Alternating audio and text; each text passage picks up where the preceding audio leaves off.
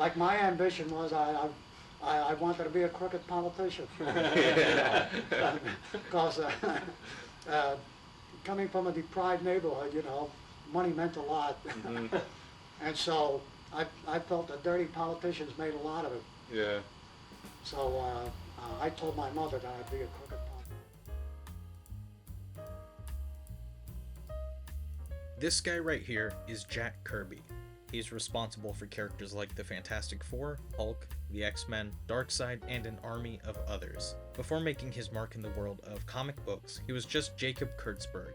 Born in 1917 to working-class Austrian immigrants in the Lower East Side, Kurtzberg lived a hard life, facing financial difficulties and gang violence from the environment he grew up in. I couldn't accept the poverty, and I couldn't accept my parents in poor circumstances. I was a depression child, and I couldn't accept the things that were going on around me. I wanted to get away from them. A lot of Kirby's work and his personality seemed to be about fighting against something, whether it was fascism, inequality, or restrictive publishing practices from comic book companies. Kirby only ever produced one autobiographical story in his career. It was a 10-page story called Street Code, published in 1990, which covered his Lower East Side upbringing during the Great Depression. That story is a rare gem and gives an equally rare look at Kirby's early life through his own drawings and words.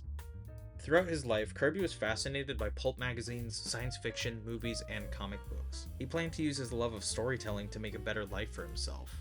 However, Kirby noticed how some other people would leave the Lower East Side by joining gangs. You know, gangsters have been glamorized, but gangsters in truth died very young. And they were injured very young. And at that time, the police were rougher on them. And the gangsters were rough on themselves. And they were rough on the kids around the block. It wasn't the kind of a life that anyone would dream about. And yet, the gangsters did it because they got money faster. They wanted to wear a good suit. I don't think their intentions were evil. I think a guy just wanted to wear a good coat. He wanted a nice hat. He wanted enough money in his pocket to take out a girl. And there are people, it's not a new story. People have gone beyond the law to live better, to look better, and to do the better things.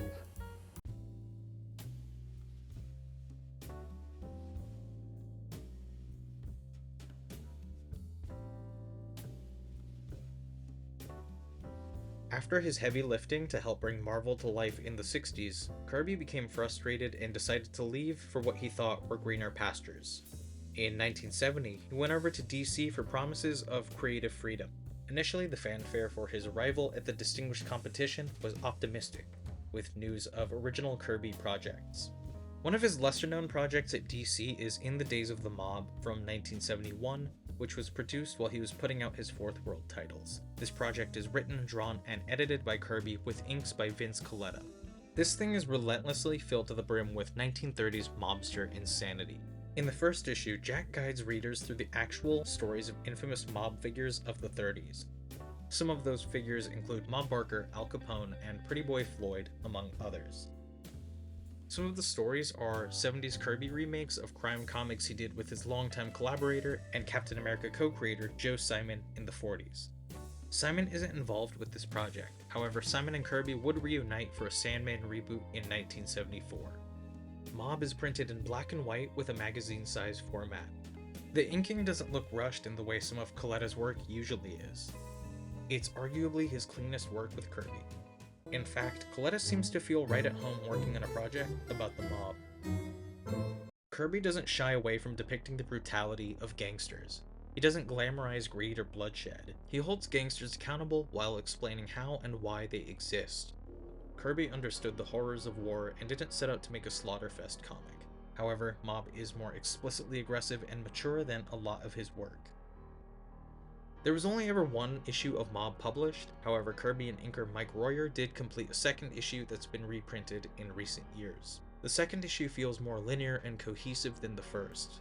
It focuses on the Murder Inc. crime group, which came out of Kirby's neighborhood. These stories depict a culture Kirby witnessed firsthand.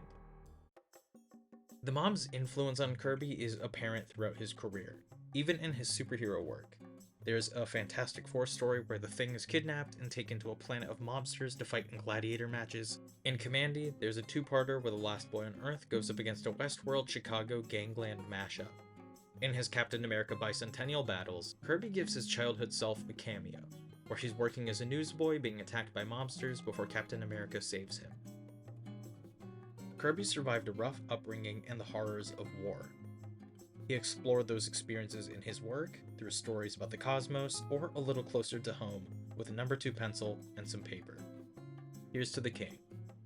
The transcript for this video and all of my other essays can be found on my website, witsendpod.com. If it's not on there, it's not me. Chaos ensues.